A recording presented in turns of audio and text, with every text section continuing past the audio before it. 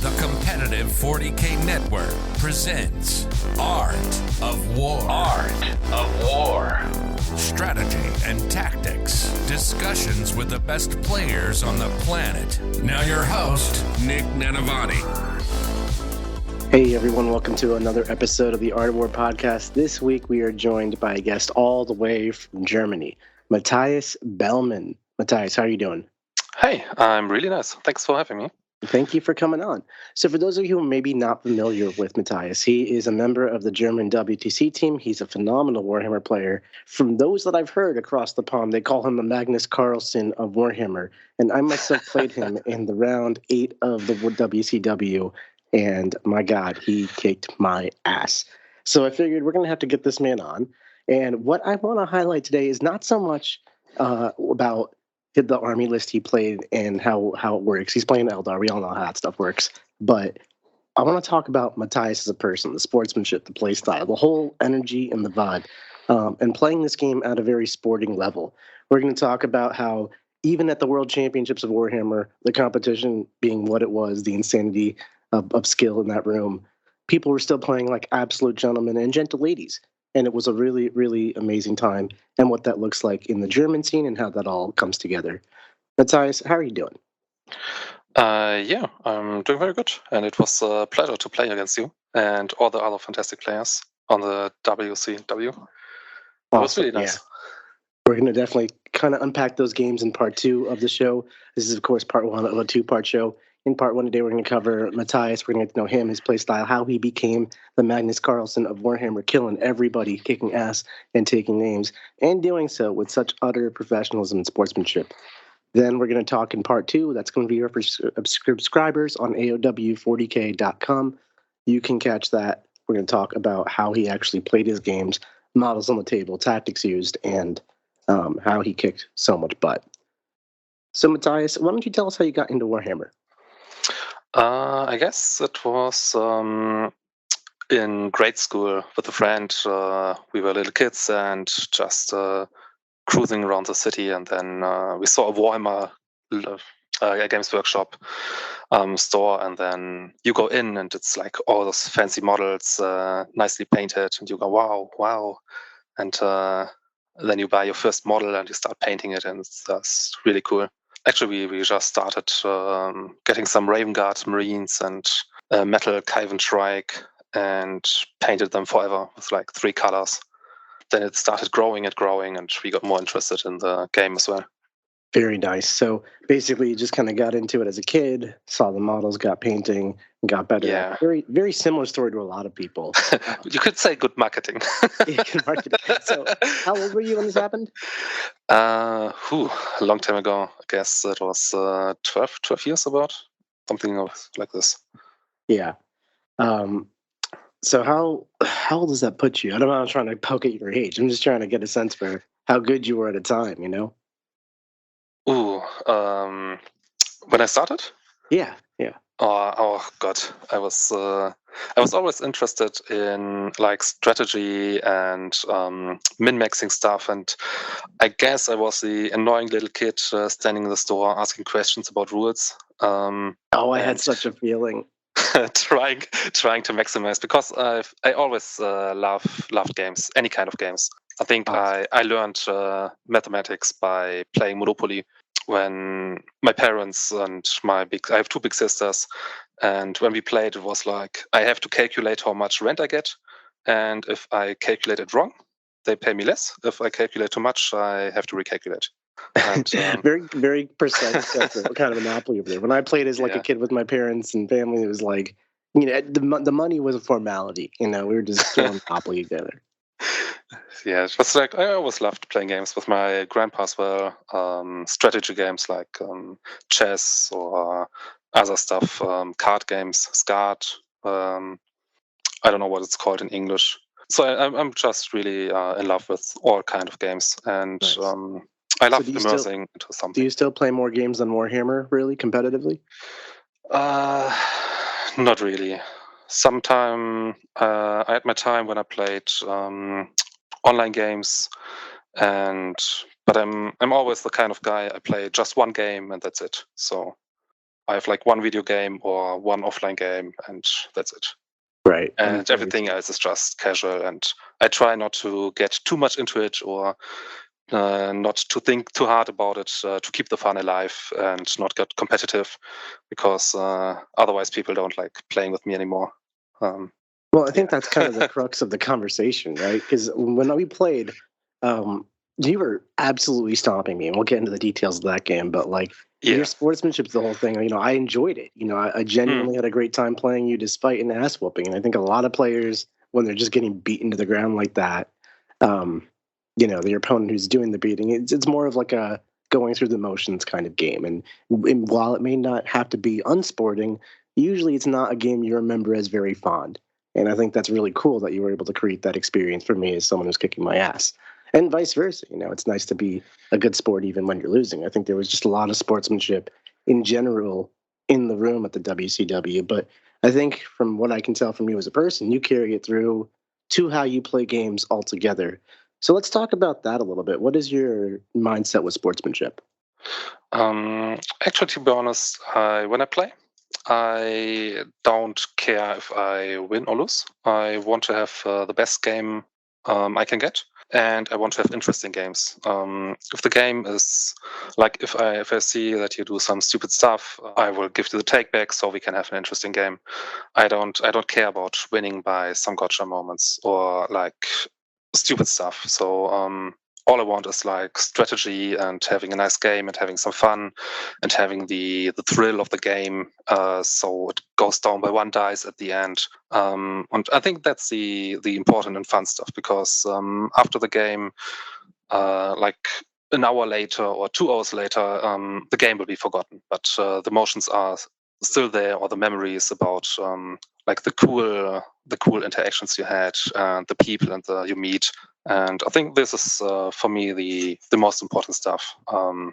And the games where just stomp somebody as it sounds like very wholesome when you say it like that. And I think a lot of players strive to play in that respect. I definitely try to myself.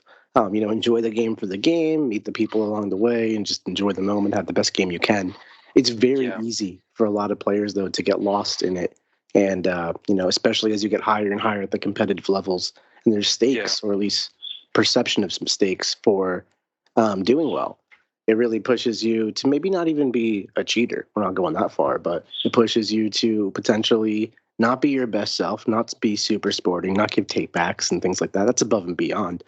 I think it's really admirable. Where do you draw those lines? How do you do it? I'm mirroring my opponent, I think. If you are an asshole, I can mirror being an asshole. If you're a nice guy, I can mirror being a nice guy. So if you start reshuffling your models and doing takebacks and trying to cheat me, then I will say no, take it back. But if you ask me, can I do it? Or if you're in the charge phase, or if you ended your turn and then you're, oh no, I forgot my charge. And then I'm like, well, if I'm in my command phase and I will start buff and so, oh shit, I forgot my charge, and to do my objective, then I'm like, yeah, go ahead, do the charge, do the shooting. I think in one game, on a final table on a tournament, I had an opponent who wasn't clear about my rules, and he was in his shooting phase. It was almost done. And then he started shooting, and it was like, you can't damage me because your weapons have the wrong profile. And then I gave him an anti-take back. Then he moved all his models back. And I said, okay, let's go back, do your anti-turn again. And then we redid his anti-turn in the final table. And it was a really nice game. Otherwise, he would have lost turn one, and it would have been really boring finals. That's a really, you know, taking back an entire turn is something that you hear about in casual play, right? Or in practice, you know, because you want to get the play correct, get the information out of it, or just have a good game with your opponent. In a tournament, when there's a misunderstanding or a rules error or something, usually someone just gets the short end of the stick right there. You don't usually get the sporting level of, hey, let's just undo time, you know, take it back, we'll reset what we can, we know what we know, let's do it that way. It takes a kind of person to do that, right? Especially in a tournament setting. And you kind of come from that upbringing where you just play games and you enjoy the game for the gamesmanship about it.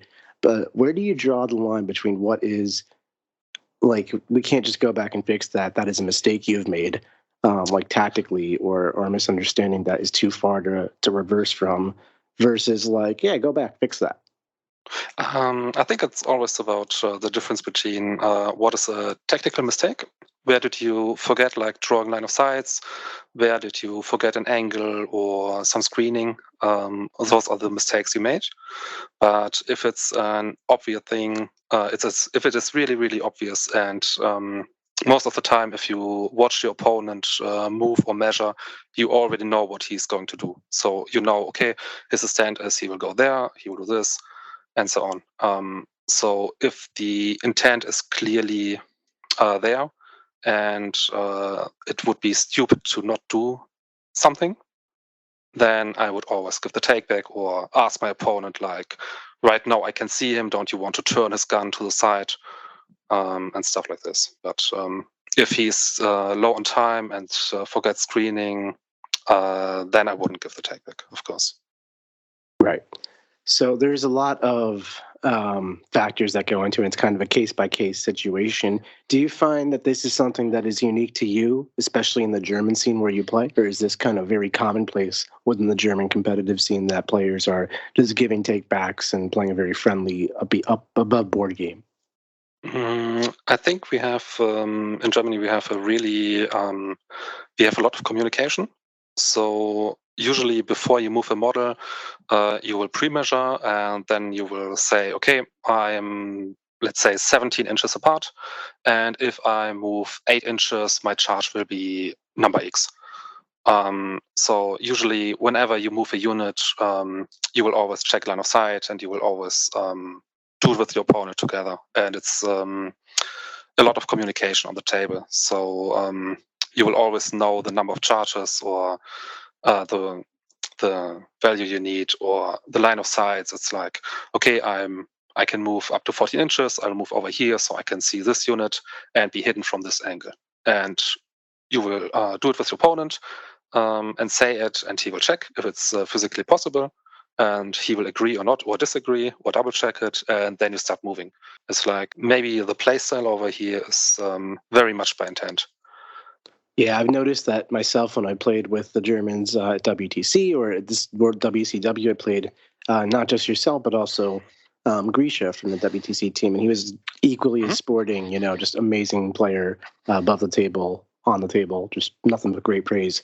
And one thing I've noticed about the German culture when Warhammer is exactly that, right? You're very communicative. Everything was above board, intent based. Every angle was pre-measured. So, you know, when we drop tape measures on models and they go flying 3 inches to the right and fall over, we know where they were. But beyond that, it's also super precise. Like, I'll use an example. When you're playing in a tournament or any game really, and you're driving your tank around a ruined wall, very few people measure this correctly. It's like a very technically challenging measurement. A lot of people just shorthand it, wheel around the building, give themselves like an extra 4 inches of movement. And you guys were just so precise, down to the millimeters with this. Is that just German culture? Yes, I think so. Because if you're playing on the top table in Germany and you start moving your tank kind of sloppy, no one will say. So everyone will just stop you. They're like, "What are you doing there? Come on, measure it correctly and don't just take your tank and throw it around." Because movement is so important, and some people play armies where they have a movement characteristic of 5. And if they move 1 inch extra, it's like 20% already. So if he wants to move an extra inch, then I will take my swooping hawks and move an extra 20% as well. So it's like, do you want to play like this? That's a really fun way to look at it, right? Like 1 extra inch doesn't sound like much, but when you're moving, you know, in a game of inches, that is life and death sometimes. It's like if you're a lot of times you can win or lose games by moving sloppy, like disembarking models and then just moving them to the front. And 2 turns later, you need a 7 for the charge instead of an 8, and it goes up very high. Do you find it challenging logistically to constantly have to correct people on moving their models correctly, or is it something that everyone just kind of does? I think everyone does it because I myself do it as well. I think if you're standing like some distance away from each other and both look from a distance from a different angle at the measurement, so it's just natural that you will move your models too far or not far enough.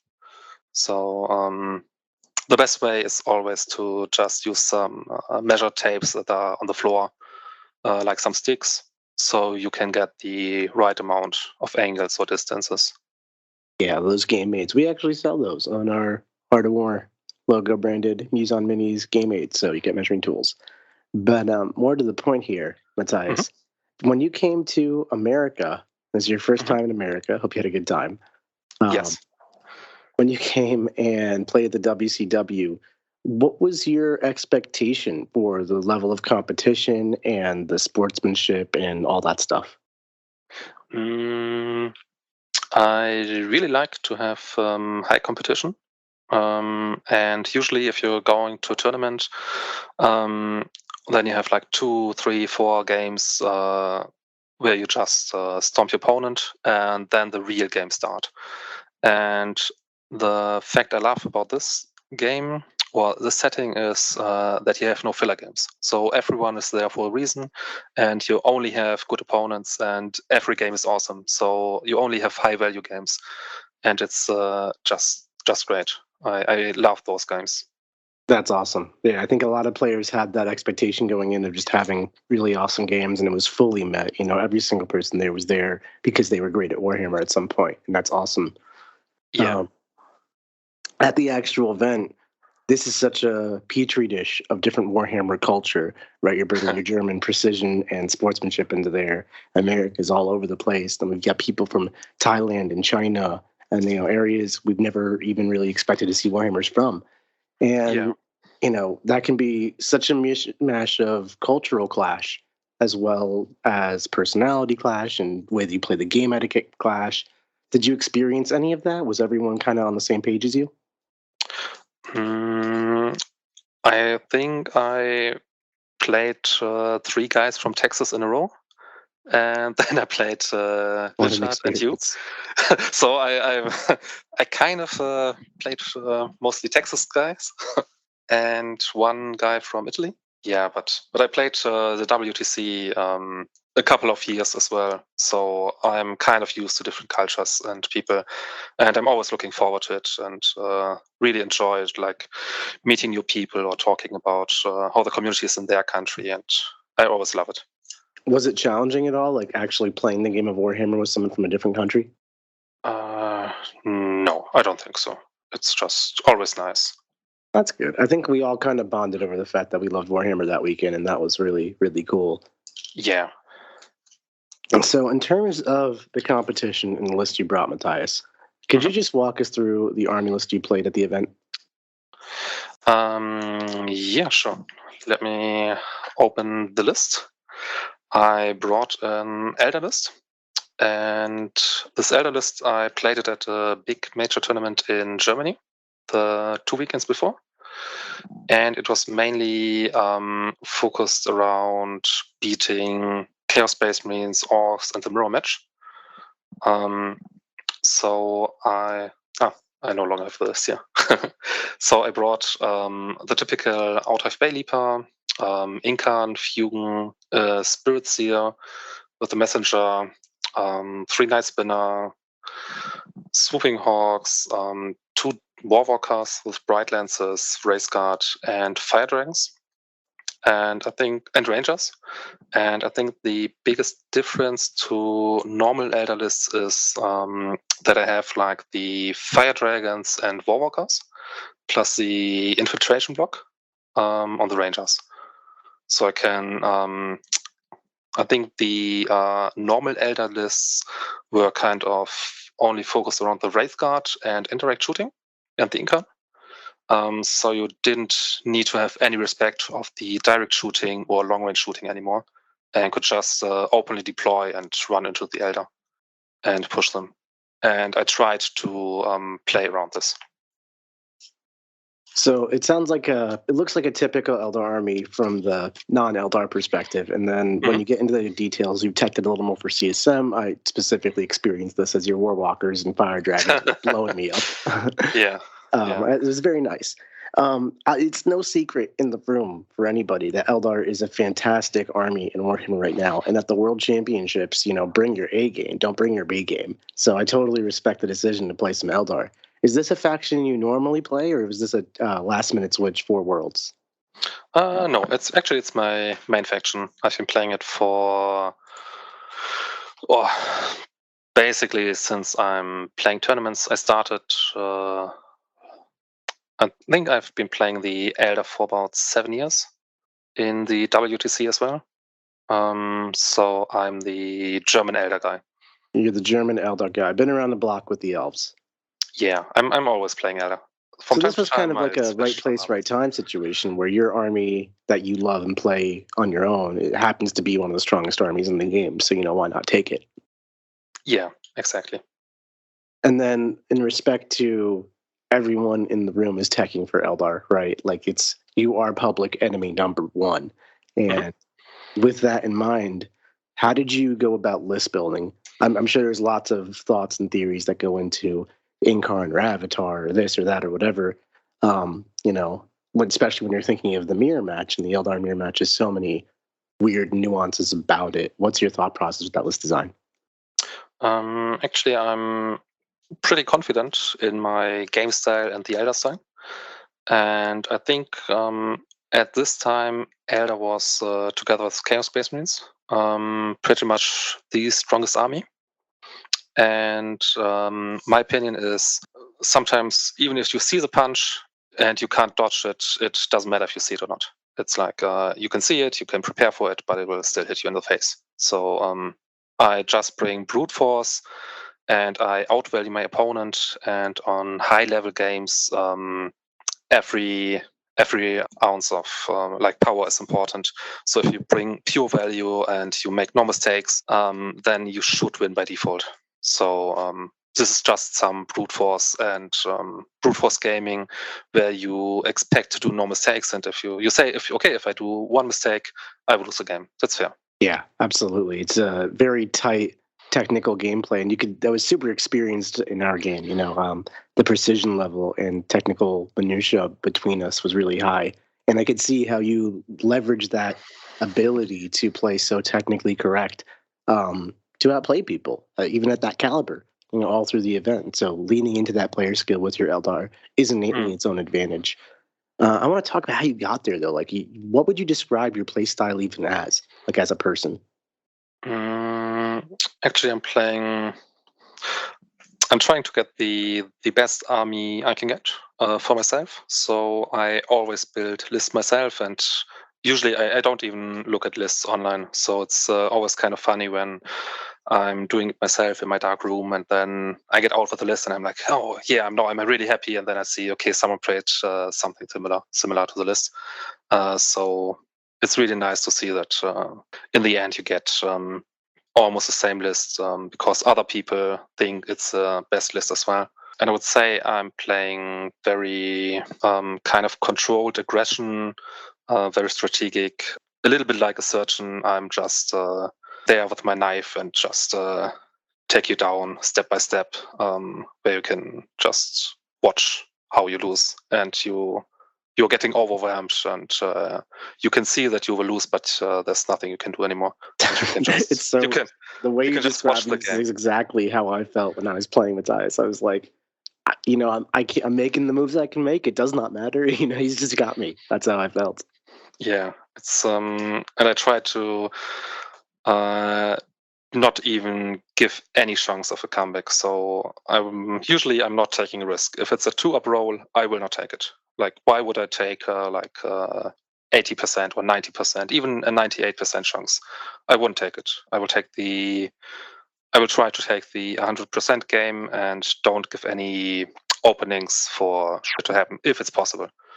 So Eldar is one of the factions that can do that better than most with its ability to use fate dice to pre-roll everything, and you know what you're going to get. But Warhammer is still a dice game. There's just very few plans outside of I'm going to move 6 inches that way that are 100% certain. So with that in mind, how do you actually leverage to such a mechanically amazing degree, like 100% certainty, as you put it? Like, there was not much or anything that I could really do in our game, is how I felt. And we'll get into the details of that match along with all the others. But how do you do that to people? Usually I try to get the best possible play I can do within the allotted time. So the time management is always important as well. Most of my games I end with like 1 to 3 minutes on the clock because I use the time as resource. And when I play, usually before I move a single model, I'm already clear which model will stand where at the end of my movement phase and who is going to shoot which model in which sequencing. And you can kind of try to go with some math, who is good against which target. And then you have like plan A, plan B, plan C, plan D. So you can just go like a binary, did I kill it? Yes, no. Then next unit and so on. So you kind of, you're webbing a net where everyone, or you get like one unit to shoot the opponent, the high threat targets, and you have backup units who can shoot the target as well, and then can shoot target number 2 and so on. So you will build up your sequencing, which are the threats, how it will kind of influence the state of the game and the dynamics. What are the most important enemy units? When are you going to trade, or push, or kill, or play for points? Go defensive, go offensive. When are you investing your resources, and what are good trades? And then you just go by sequencing, kind of mechanical. You are thinking about the entire game plane and what the opponent could do. Like if I kill a rhino, where can he disembark? What is the distance? What is the threat ranges? And then you move in a way that even if he disembarks the furthest, he will not get either out of line of sight or out of vision, out of range, and so on. And you can just go by, like, make your plan and then go start at the top and then go mechanically to the bottom. While playing against you, I think you really executed this kind of plan pretty flawlessly, at least that I could tell. And one thing that stuck out to me as an area that you executed better than me, because we both more or less knew where to put our units, where to put our models, but you were so to the individual model. Like, I'll give an example again. When people move their units, they just move their unit generally 6, 7 inches that way or 10 inches that way. And they measure the first model very carefully. And depending on how intricate it is, they'll measure the next 2 or 3 models very carefully. And if there's a special weapon, they'll measure that model very carefully. And then the rest of the unit kind of just goes and follows in the general vicinity behind.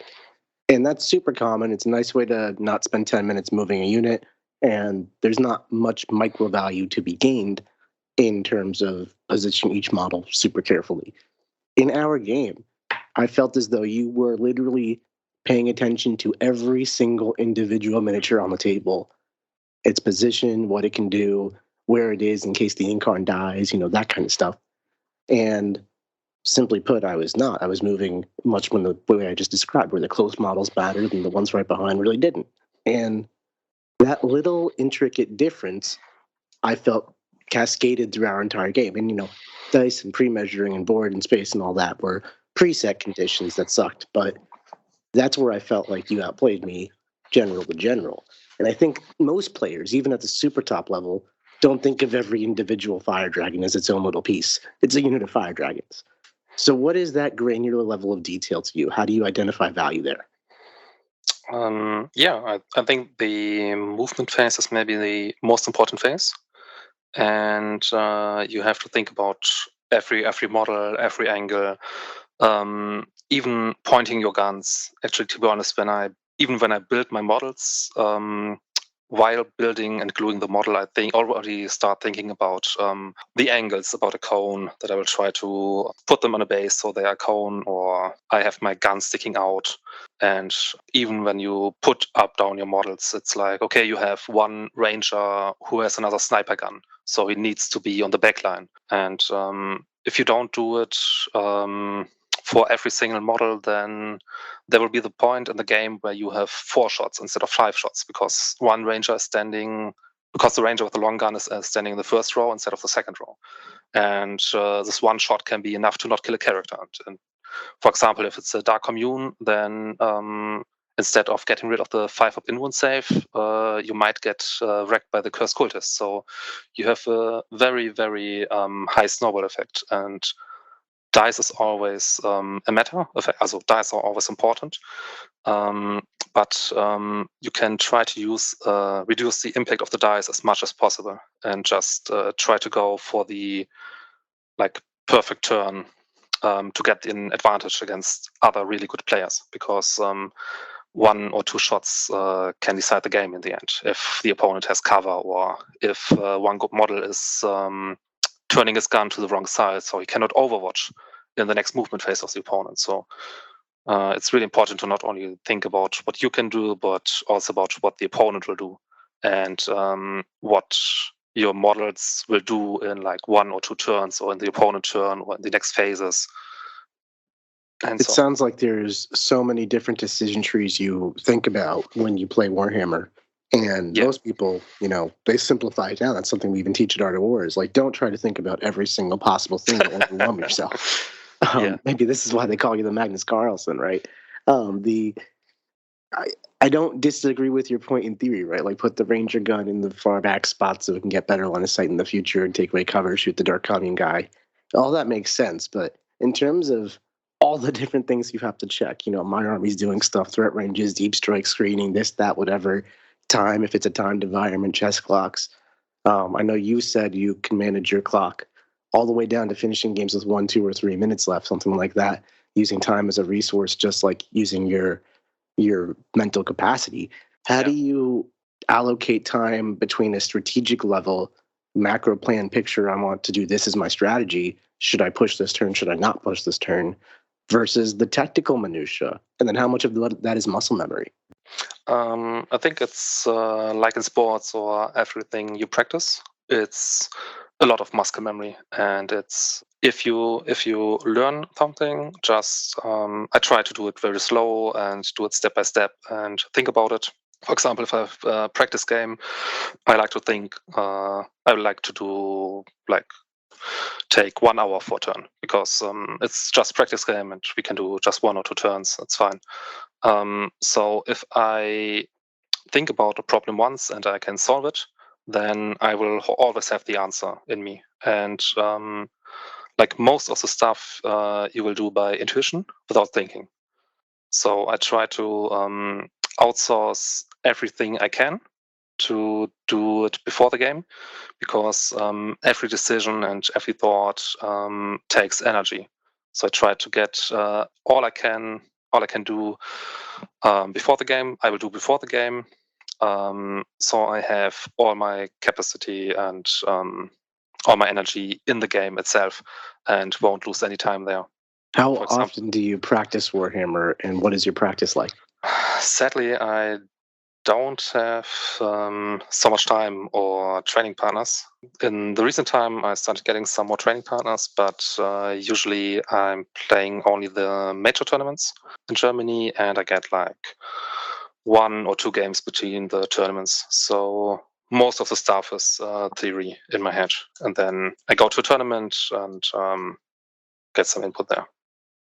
I'm all for doing a lot of theory hammer, especially if you're strapped for time, real life calls. But theory hammer is not the place to develop muscle memory. Theory hammer is theory hammer. How do you have such tactical precision on the tabletop as if you've been there before if you're living in theory hammer? Probably because I've been playing Warhammer for 18, 19 years now. And I really get that. I've been playing tournaments a lot, and I think even in training games, I don't make a difference if it's a training game or if I'm teaching my girlfriend how to play Warhammer, or if I'm at the final table at the WTC. So, does your girlfriend play Warhammer? We played a couple of games, and we had 50% win rate right now. Wait, he beats you 50% of the time at Warhammer 40,000. We had some draws, and she won, and I won some games. What is happening right now? Put her on the podcast. What are we talking about? Who is this mythical Matthias' girlfriend? Mrs. The Bellman. fun part is I don't give her any hints. When we play, I give her models. I say, do you want this model or this model? Make your army list. Would you like the one who can shoot or the one who can fly faster? Wait, she doesn't know how to write army lists? She doesn't know what the units do? She just plays Warhammer with you intuitively? Yeah. That's right. I gave her Eldar. She's the Magnus Carlsen of Warhammer. Am I hearing this right? I mean, what? I'm always playing other stuff. She's always playing Eldar only, and I played like World Eater, Astra Militarum, Harlequins, Space Marines against her, Custodes as well. I played a maxed out Custodes list, just charged all my stuff in, and it still was a draw at the end. So you're kind of using her as a practice partner, where she plays your Eldar army, and then you just run stuff at her mindlessly to see how it goes. It's not like if I'm giving her any hints. Then she's standing there frustrated, like I can't see anything, I can't move anything. It makes no sense to shoot. I'm frustrated. It feels stupid. And then after she passes her turn, I say, yeah, it was a good decision to not move because otherwise I would have charged you. And now this is a threat. And it was good not to do it. But it's just learning by pain. I don't give any hints. Stop whatever you're doing with your life and do a Warhammer couples career right now. That is amazing. Maybe later. I'm a little speechless. that was not what I expected as an answer. That's amazing. Is she equally as sporting and awesome? She hates losing. She hates losing. What an answer. Oh my God. Okay, I think we need to wrap it up here before I have a literal aneurysm. But Matthias, it's been an absolute pleasure talking to you. I'm very excited to talk about part 2 of the show on AOW40k.com. We're going to discuss the actual games you played at Worlds and maybe the training your girlfriend gave you on the way. Kind of go step by step, detail by detail. How did you destroy all of these people? I believe you finished with a 6-2 record, doing super well in the 4-1 pod, which was Murderer's Row. And you played myself and Richard Siegler. So that's a pretty impressive showing on its own. Yeah, it was really nice games. Awesome. So we're going to break those games down for you on AOW40k.com. Listeners, hope you enjoyed this sportsmanship style episode on the podcast, getting to know Matthias Bellman and the German scene a little bit, and dropping bombs of knowledge about his girlfriend, gotta say. Thanks so much for listening, everybody, and we'll catch you next week. Like what you just listened to? Check out Art of War Down Under and Art of War Unbroken on the competitive 40K network. The Art of War 40K.com.